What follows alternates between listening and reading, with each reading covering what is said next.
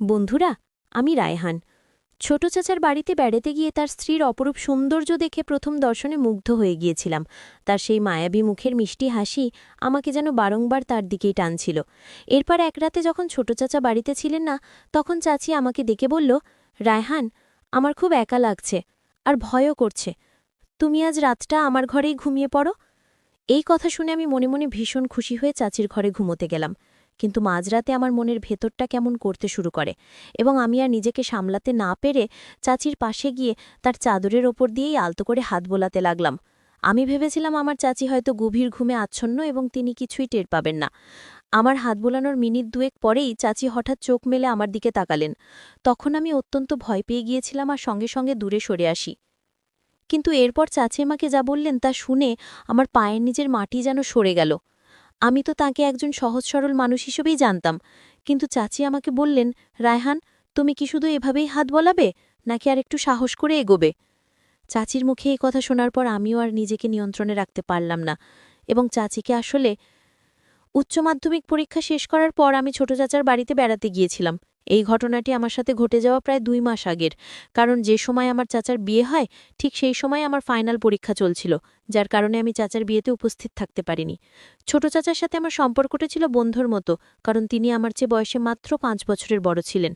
যখনই আমি চাচার বাড়ি যেতাম সারাক্ষণ ছোট চাচার সাথেই কাটাতাম এবং তার সাথেই খেলাধুলা করতাম।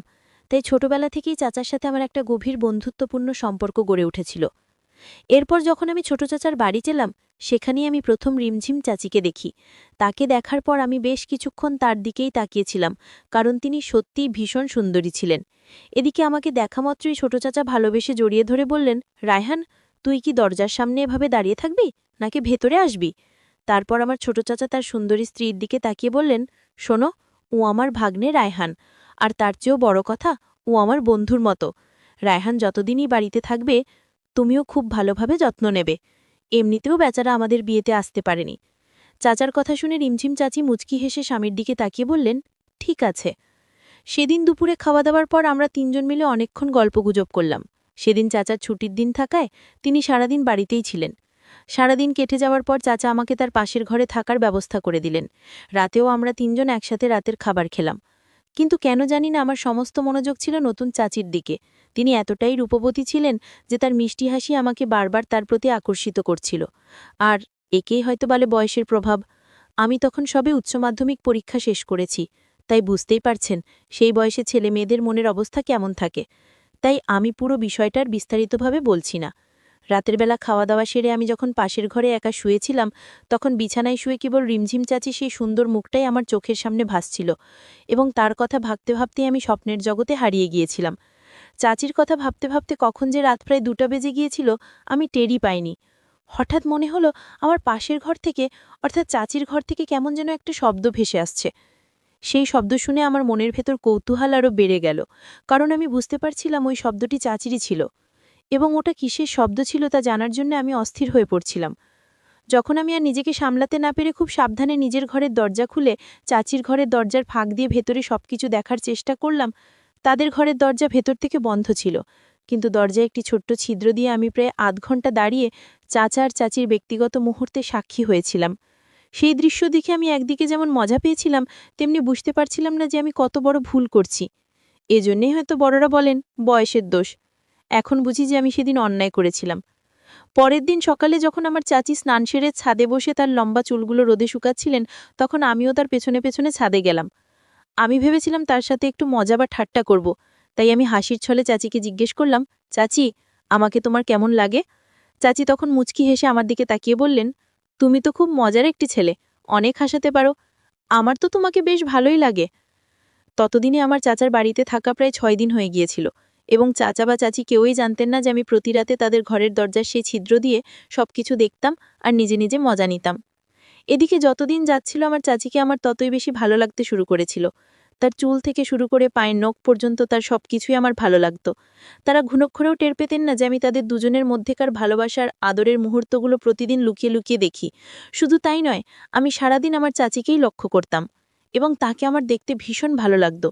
কিন্তু তিনি তো আমার মনের অনুভূতির কথা কিছুই জানতেন না। চাচিও আমার সাথে অনেক গল্প আর হাসি ঠাট্টা করতেন, কারণ চাচা তো সারাদিন বাড়িতে থাকতেন না, তিনি সন্ধ্যায় বাড়ি ফিরতেন। তাই আমি মনে মনে ভেবেছিলাম এই 1 মাসের মধ্যেই আমি চাচিকে আমার মনের কথা বলে নিজের ইচ্ছাটা পূরণ করব।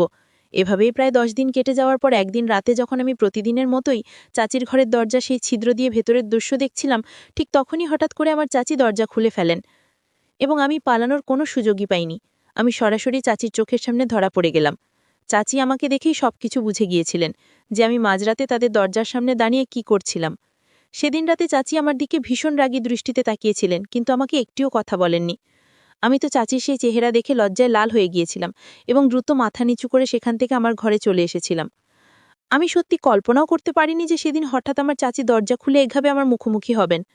আসলে সেদিনও আমি আগের দিনগুলোর মতোই তাদের ব্যক্তিগত মুহূর্ত দেখার জন্য এবং মজা নেওয়ার জন্য দাঁড়িয়েছিলাম, কিন্তু সেদিন আমি কিছুই দেখতে পাইনি, কারণ তারা দুজনে সেদিন যাতে শুধু গল্প করতেই ব্যস্ত ছিলেন।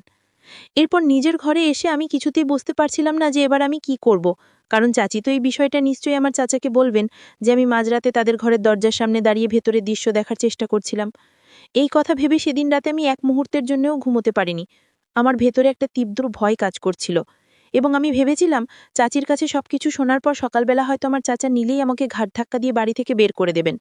কিন্তু পরের দিন সকালে যখন আমার চাচা বাড়ি থেকে বেরিয়ে গেলেন, তখন আমার চাচি আমার ঘরে এলেন এবং আমাকে বললেন, রায়হান, আমি সব জানি। তুমি কাল রাতে কেন আমাদের ঘরের দরজার বাইরে দাঁড়িয়েছিলে তা আমার অজানা নয়। শুধু কালই নয়, গত 3-4 দিন ধরেই আমার সন্দেহ হচ্ছিল যে দরজার বাইরে কেউ একজন দাঁড়িয়ে থাকে, এবং সেটা তুমি ছাড়া আর কেউই হতে পারো না, কারণ এই বাড়িতে তুমি ছাড়া আর কোনো পোস্ট লোক নেই। আর কাল রাতে আমি তোমাকে হাতে নাতে ধরেছি। ছি রায়হান, আমি ভাবতেও পারি না যে তুমি এই ধরনের একটি নোংরা কাজ করবে। তোমার চাচা তোমাকে যেমন বিশ্বাস করে, আমিও তোমাকে অনেক বিশ্বাস করতাম এবং ভালো ছেলে ভাবতাম, কিন্তু তুমি যে এমন একটা নোংরা কাজ করবে সেটা আমি দুঃস্বপ্ন কল্পনা করিনি। চাচির সব কথা শোনার পর আমি লজ্জায় মাথা নিচু করে চুপচাপ দাঁড়িয়েছিলাম এবং ভয়ে আমার শরীর দিয়ে ঘাম ঝরছিল। আমার চাচির সামনে আর একটাও কথা বলার সাহস ছিল না, কারণ সত্যিই তো আমি অনেক বড় একটা অন্যায় করেছিলাম। তারপর চাচি আমাকে বললেন, রায়হান, কাল সকালেই তুমি এই বাড়ি থেকে চলে যাবে, না হলে আমি তোমার চাচাকে সবকিছু বলতে বাধ্য হব। আমি চাইলে কাল রাতেই তোমার চাচাকে তোমার এই কীর্তি সম্পর্কে জানাতে পারতাম, কিন্তু আমি ইচ্ছে করেই কিছু বলিনি, কারণ আমি চাই না যে তোমাদের দুজনের চাচা ভাগ্নের এত সুন্দর একটা সম্পর্ক নষ্ট হয়ে যাক। চাচির সব কথা শোনার পর আমি এতটাই লজ্জিত হয়েছিলাম যে তার সামনে হাত জোর করে ক্ষমা চাইতে বাধ্য হই। আমি আমার ভুল বুঝতে পেরেছিলাম এবং সেদিন আমি উপলব্ধি করতে পেরেছিলাম যে এতদিন ধরে আমি যা করছিলাম তা কত বড় একটা অপরাধ ছিল।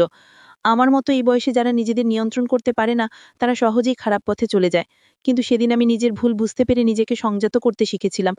পরের দিন সকালেই আমি চাচার কাছে একটা মিথ্যে অজুহাত দিয়ে নিজের বাড়ির উদ্দেশ্যে রওনা দিলাম। বাড়ি ফিরে আসার পর আমি নিজের ভুলের জন্য এতটাই অনুতপ্ত ছিলাম যে আমি নিজেকে পুরোপুরি পরিবর্তন করে ফেলেছিলাম। এখন আমার নিজের ওপর এই কারণেই গর্ব হয় যে আমি সেদিন ভদ্রতা শিখেছিলাম। আমার চাচি যদি আমাকে সেই কথাগুলো না বলতেন, তাহলে হয়তো আমি দিন দিন আরও বেশি অভদ্র এবং খারাপ হয়ে যেতাম। বন্ধুরা, আজকের গল্পটি এখানেই শেষ করছি। গল্পে কোনো ভুল ত্রুটি হয়ে থাকলে ক্ষমা করে দেবেন। গল্পটি ভালো লাগলে অবশ্যই লাইক, শেয়ার এবং সাবস্ক্রাইব করতে ভুলবেন না।